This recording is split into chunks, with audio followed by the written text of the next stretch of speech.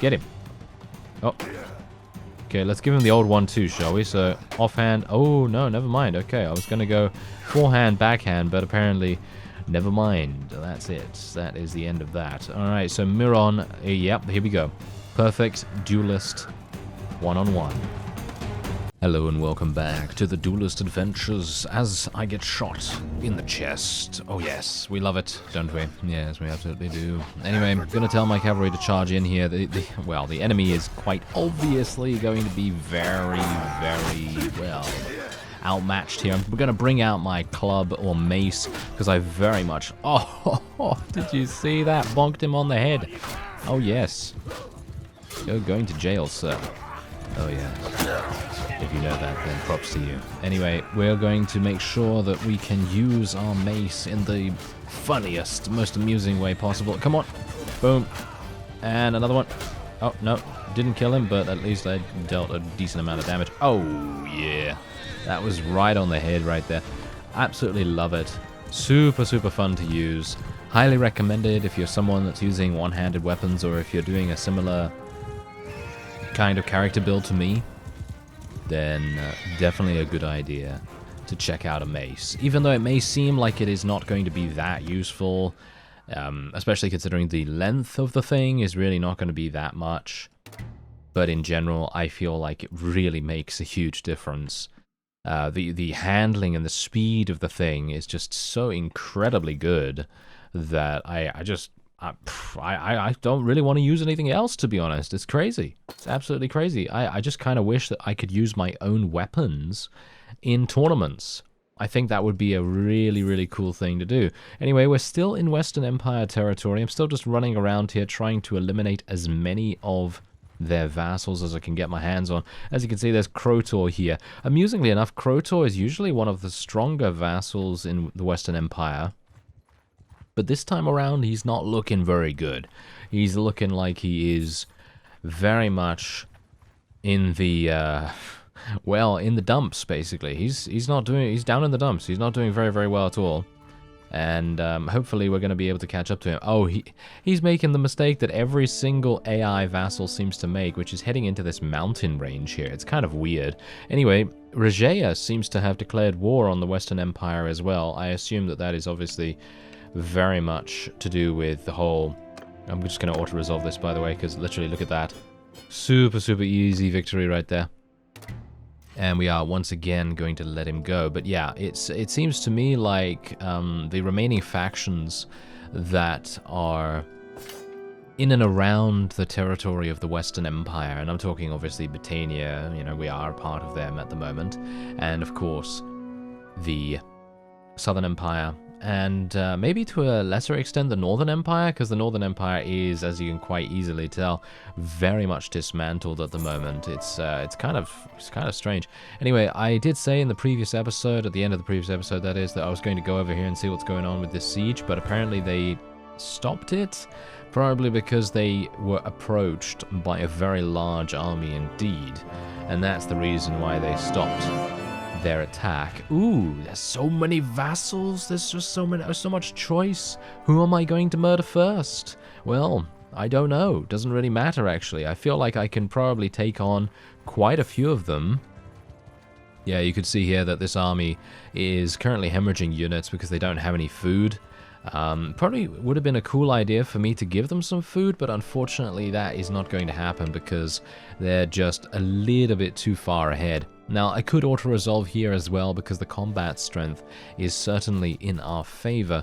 However, I don't really want to take that chance, just in case, you know, just in case. Don't really want to be in a situation where we auto-resolve and then we end up losing, I don't know, 5, 10, maybe even more of that high-tier units. I want to try and save our units as much as we possibly can for those fights where we actually need them. I know that this probably should have dawned on me a little bit earlier in this series, but it has just dawned on me that it is quite freeing to not have a shield, because it kind of makes you resort to other kinds of strategy, maneuvering, you know, positioning, all that sort of thing, because you very much want to try and reduce the amount of damage you take, of course. Ooh, nice damage right there. But anyway, reducing damage is obviously mostly done through the use of a shield. You know, I mean, that is to be expected, you know. You know, shield to actually be used by quite a few varieties of different class archetypes. But for those of us that are not using a shield, it really opens up a massive avenue of additional strategies and things that you have to think about differently. Like, how are you going to approach this archer line? How are you going to go into these enemy oh dear. Yes, this is problematic. Oh, run. Yes, yeah, that's also something that we might have to do sometimes. We might have to run away. I probably could have taken a couple more hits, but they were mostly going for overheads, and I really wanted to prevent critical damage being done. Even though I have a decent helmet, it is probably a better idea for me to try and keep myself at high HP. But what I was mainly going to try and talk about is the fact that when you're going up against a group of archers, you have to try and utilize strafing just that much more. You can't just hold right click and then just, you know, hold your shield up. You know, you can't just do that. So it's very cool that we have that difference. Hilariously enough, we actually ended up losing 2 master archers. I'm not entirely sure how that even happened. I think it's because they had, they had some heavy horsemen. Unfortunately, it feels as though the sergeant crossbowman, the one that they had, was actually capable of sniping a couple of our archers. And they are very good at that, of course. So that definitely makes a pretty significant difference. Anyway, I'm going to be taking these Imperial Heavy Horsemen. Look at that. Tier 4 units right off the bat right there. Pretty cool. And amusingly enough, I think I have, I don't even know how many I have in my army at the moment, but I think I am close to maximum. So I'm going to take a look at my renown values in just a second. Let's just level up my forces a little bit first here. And there we go. Let's get these guys. Oh yeah, there's a lot of people leveling up, which is always very nice. You know, anytime someone can level up, I'm always like, oh yeah, that's good. Look at that. Seeing this guy, you know, go from being random unit number 10 to being someone that is actually going to contribute significantly to the army as a whole. That's always really good. And then we have 110 out of 113 maximum. So let's take a look at our renown. Oh, look at that. See, there we go. We are only, what is that now? 33, yeah, 33 away from getting anywhere. And these guys are all useless, of course. Now, someone actually mentioned that I should create a party out of Najun. And then basically what I can do with him is I can call for an army that way, because it won't cost me any influence. I do have to pay his wages, though, which is a bit of a problem. But I do have a lot of money as it is, so I don't think it's really going to make that much difference at all. So if I do that, let's give him tier 2 units for the most part. Yeah, let's give him tier 2 units, tier 1 units, and tier 3 units. So tier 2. I'm just going to try and keep as many, because I don't think I can get these back. That's the main issue here, you see. So me giving them to him is basically like saying goodbye to them. So I'd like to try and give things that I don't necessarily want to keep around. There we go. Okay, so 21, is that really... is that really any good? I don't know. I'm over my... Why am I over my troop limit, by the way? Wait a minute. Wait a minute. Let me actually just cancel this real quick. Why would I be over my troop limit? Let me see what's actually going on there. Okay, I've already... Oh! Aha! I see. So, making... Oh, right. I wish to be more than a mercenary. What?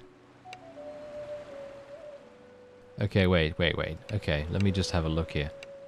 Can you rejoin me, sir? Can I disband him somehow? There we go. Okay, so let's just disband him. There we go. Could you... Oh, why is he traveling to Hertogia Castle? This is absolute... Yes, there we go. Join me. Okay, phew. Alright, so now... No, that still doesn't make any difference. So that's probably because he is not a quartermaster anymore. I'm going to have to tell him to be a quartermaster. So that actually increases our party capacity. Let me actually just see whether that is indeed the case. Yes, indeed. Yes, indeed. Alright. So, if I want to level up leadership, a better way to go about it would be to go and get one of my other companions, because Najun, being the quartermaster at the moment, is providing us so much party capacity that we're running around with a significantly larger army than we otherwise would have been able to get. Oh, hello. Okay. Right, so Desporion, yeah, we know him to have some very, very good units, as you can see right here. He's got elites, you know, just up the wazoo right there. But what about this guy? He's only got recruits for the most part, so let's see if we can... Yes. Yeah, look at that. This person was trying to chase us down, and, well, we're not having any of that, thank you very much. So let's just try and take her out as best as we can. Not to dinner, but the other thing. So anyway, we'll now make our way over to the nearest town, and I think some of our companions are quite nearby. At least I hope they are. Because if they are, I'm going to go over there, I'm going to, you know, make them into a party, and then I'm going to give them some units so that they don't get murdered by every single bandit party in the vicinity. Let's be a bit careful about this guy, because we don't want him to poke us in the face. Thank you very much. And then we will hopefully be able to level up our leadership skill, because the tooltip on leadership does read that you need high morale to level up leadership. But tooltips obviously can be somewhat wrong, because some of the implementation is not yet there. For example, trade skill. Trade skill you can level up with caravans, it states, but that actually is not yet implemented, so it doesn't actually help one bit. Oh, the sound.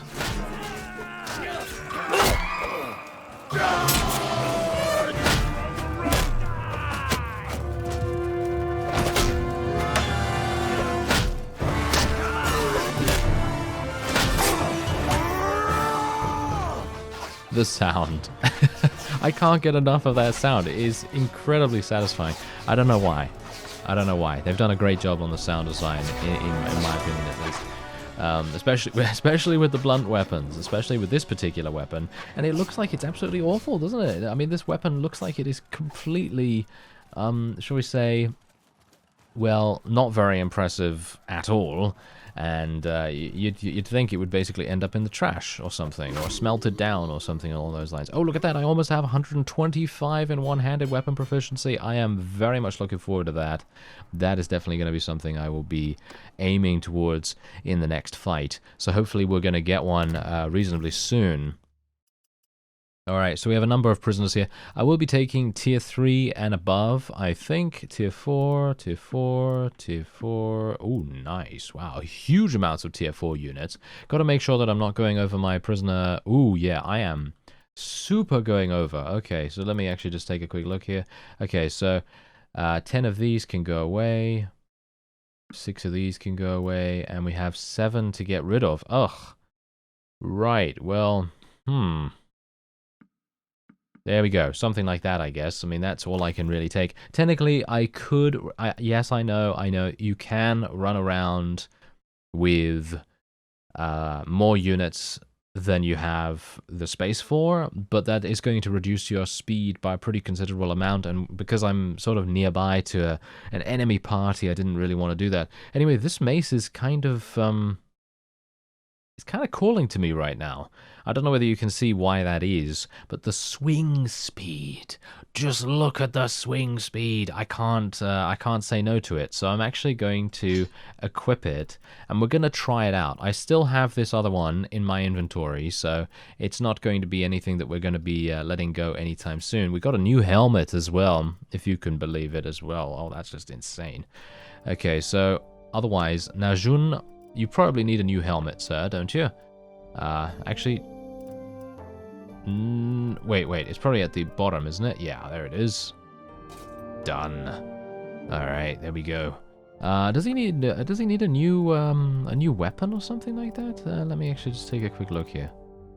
Any of these actually decent for him? I mean, they give him more cutting damage and everything, but the swing speed that he currently has is so good that I wouldn't want him to get beaten just by pure handling and speed combinations. You know, that would be kind of sad. So it seems like most of them are pretty slow, so I think I'm just going to keep him the way he is. We will now take all of the loot. I won't forget to take all the loot this time around, thank you. And then we'll move on. Wait a minute, what is going on here? These are part of the Barbarian faction. I don't think we've seen the Barbarians before, so it would actually be quite cool to take a look at them. What is this? Barbarian Horrific Night Hunter? Are you serious? Whoa, okay, they've done a massive amount of work on the Barbarian unit trees. This is pretty crazy. Okay, so let's have a look at these guys. Right, so the Horrific Night Hunters have 230 in athletics, 220 in throwing, and 150 in polearms. So they're primarily skirmishers of some kind, mounted skirmishers. Then you have Barbarian Nobles, which have 250 in polearms. Very scary. Barbarian Marauders, on the other hand, not so good. Not so good, because well, they have only 160 throwing weapon proficiency, so it's, yeah, not particularly good. But then you have the Barbarian Legendary Slayers, which literally have 250 in athletics, polearms, and two-handed. Then you have the Barbarian Heroes, which are obviously a little bit more defensive in the way that they're statted, and they obviously have shields. And then you have the Barbarian Pikemen, which are more for defensive measures. Wow, that's a pretty cool thing. I'd like to be able to... Ooh, hello. Hey, come on, Leosin. Come on, Leosin, let's do this. Yes, let us charge after Milos and try to eliminate him. Come on, guys. Yeah, get him. All right. Perfect, absolutely perfect. Okay, so I'm actually not sure whether I leveled up my one-handed. No, still not. Okay, I'm really wanting to get that leveled up, so let's see if I can do it in this fight. I'm going to be very audacious. I'm going to be extremely risky, and I'm just going to try and get in there as soon as I possibly can, do as much damage as possible, and just swing around this new mace. This mace is really fast, but the reach... I don't know whether you can notice that, but the reach is pitiful. It is probably the smallest weapon I've ever used, apart from a knife, of course, in one of those tournaments. And the knife was a lot of fun. So, you know, reach, I guess you could say, is not everything.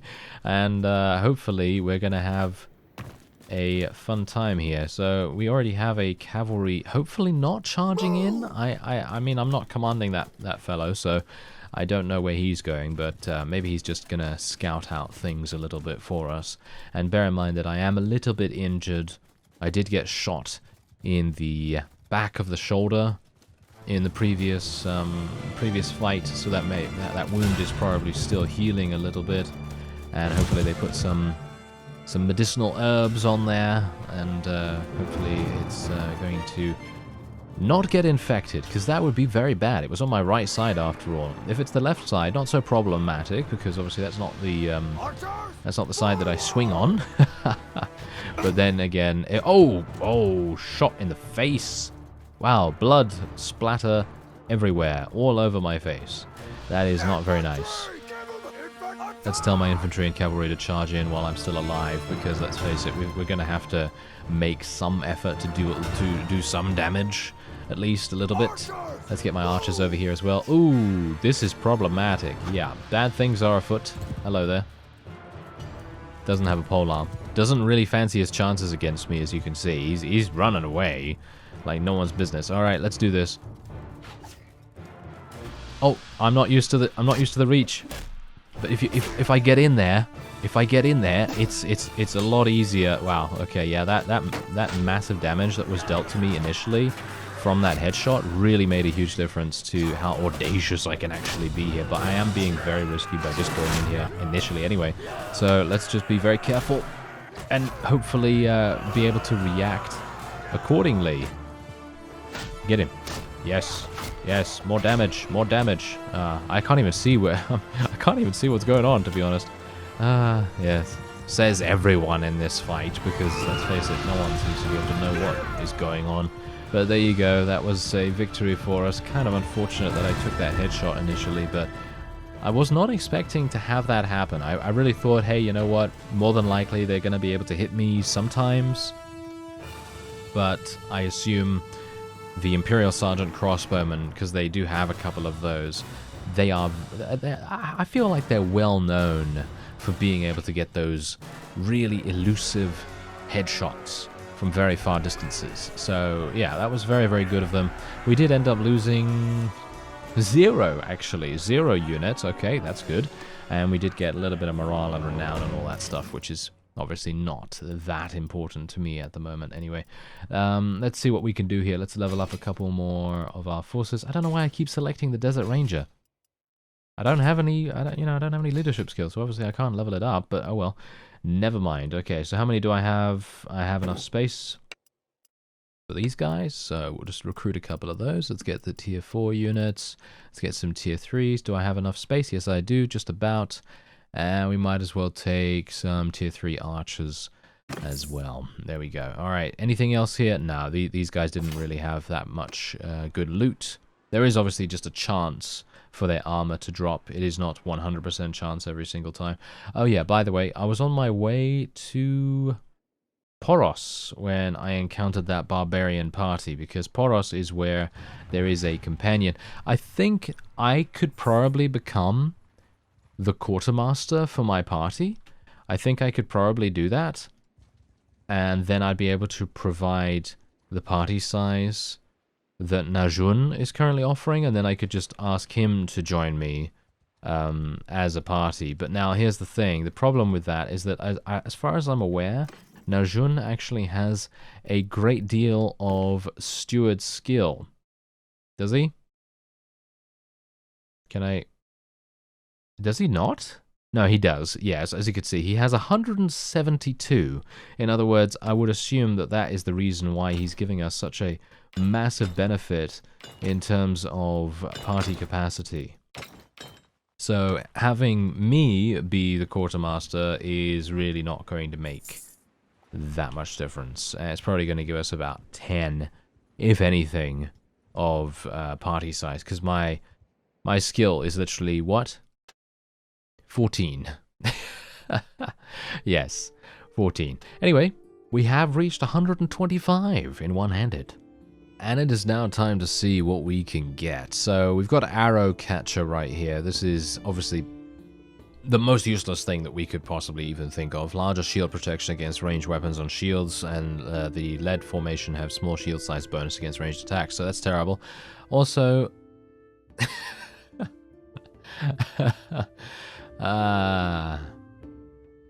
I don't know whether the developers thought this through, to be honest, because let's just say that you actually do end up taking Duelist, right? So you take Duelist, and then you're like building an entire character surrounding the ability to not use a shield, right? And then you think to yourself, okay, I'm going to try to get to 125 because there's bound to be something really cool for, you know, a one-handed Duelist there. But no, they're both shields. They're both shield perks. I guess I'll take Arrow Catcher because, in my opinion, that's the better one. Your shield takes 20% less damage while blocking the wrong direction. I mean, what is the wrong direction when it comes to arrows? I don't know. But whatever the case, Arrow Catcher is the way to go, at least in my opinion. I think that's much better. Military Tradition, that is obviously a very good skill, because infantry troops get +2 daily experience. That's actually pretty good. And infantry in your formation gain 10% of the total XP after battles. Alright, so this is what I was basically thinking of in a previous episode when I said, why aren't my units leveling up? Why aren't these crazed men leveling up after the fight? Because in Warband there was a passive experience gain of a certain percentage every single time you won a battle. And obviously Bannerlord, that's a little bit different, and you need skills to be able to get passive experience for your units. And so it's actually quite cool that they've actually added a skill similar to the passive generation that you'd get from from Warband after every single battle. So that's actually pretty cool. So if you do a really, really large fight, then your units are going to gain really good amounts of experience in comparison to if you were to just say +2 every single day, because +2 is really not that much. Like, for example, how much experience they need, yeah, as you can see, just as an example here, these Imperial Cavalry need 719 experience to upgrade. So just think about this real quick. 2 experience per day. They're going to need 350 plus days just from that passive generation every single day to be able to level up. That's just insanity. So personally, I feel like the next perk is the 10% bonus. I think the 10% bonus is much better, but obviously I'm not taking into account the other passive generations as well, because there is a wide variety of different choices available, and you will potentially be able to get some other skills that will give you some flat values, and those are going to make a difference. Anyway, we're going to make this guy into a party, and as I was doing before, we're going to be giving him tier 2 and tier 1 units mostly. He's going to be joining my army anyway, so it's not really going to make that much difference, in my opinion at least. And we're just going to do this. There we go. And there we go. Alright. The Desert Rangers as well, I think, because I can't level them up, so it's kind of annoying. And there we are. Alright. Okay. So we still have 113, so that's fantastic. And now we're going to be calling for an army. So let me... Mercenaries cannot create or manage armies. Well... that's kind of unfortunate. So yeah, apparently I can't level up my I can't level up my my leadership skill. Then maybe I can ask him to join us. I no longer have need of your no. Okay, so unfortunately it looks as though leveling up leadership that way is not going to work. I need to become a vassal to be able to make armies, as you can quite clearly tell right there. I can't actually do that, so I need to be able to call for people in other ways, and that's actually kind of disappointing. I feel like mercenaries should be able to call for armies, but obviously mercenaries, they're very temporary in most situations, so I can see why they don't allow you to do that, but oh well, can't really do much about that. Okay, so I'm gonna just leave him as a party right now, and maybe if, just because we have a party, maybe he'll defeat a couple of bandits here and there, maybe he'll save some villagers and get some relation for us and stuff like that, and then I'll just continue recruiting units and see what we can do. I actually wanted to do the tournament here, and we can. I'm at 75% HP, so I'm giving myself a pretty significant handicap, but we're gonna try. Oh, gave me a spear. Oh, I don't mind. Ooh, nice. 75 damage to the head. That usually happens to me. Oh well. Okay, let's do this. Ooh, now that was some damage if ever I saw it. Okay, very fantastic, very good. And now maybe... Oh, Bruce, you're surprising me today, sir. You seem to be doing a very good job indeed. Wow. What's actually going on with him right now? He seems to be eerily good at using a polearm. Every single hit is almost a hit. Ha. Yes, every single attack is almost a hit at this point. Which is actually kind of strange. I'm not entirely sure. Oh, what? And then he was able to do an overhead aimed at the head and actually hit with it? Okay, there's some weird stuff going on here. I'm kind of suspicious. That's weird. That's suspicious. Yeah, exactly. Ooh, nice. We actually hit with the bow as well.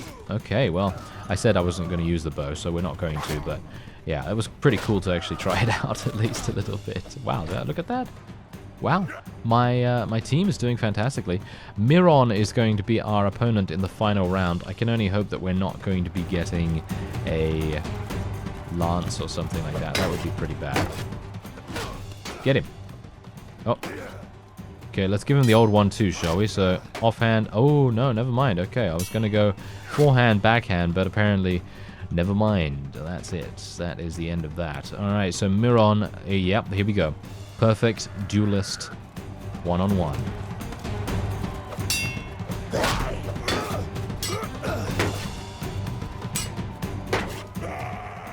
Oh no. Oh dear. Stay at. Oh, what? Why did he lower his block? I wasn't thinking that would actually hit him because, you know, generally it's just a bit of a to and fro kind of thing, like a back and forth. You know, you want him to attack you, and then for you to block it, and then for you to attack him, and then for him to block it, and so on and so forth. And it's kind of like a bit of a game of cat and mouse. You got to be a bit aware of what's actually going on, and then be ready to take advantage of someone's loss of concentration. And he apparently did not do that. He apparently just lowered his block and he was like, oh, just hit me. So apparently that's what happened. Anyway, this is a small look at the map, and that will be the end of this episode. If you enjoyed the video, then please leave a like. It is greatly appreciated. And so I thank you very much for watching, and I'll see you next time.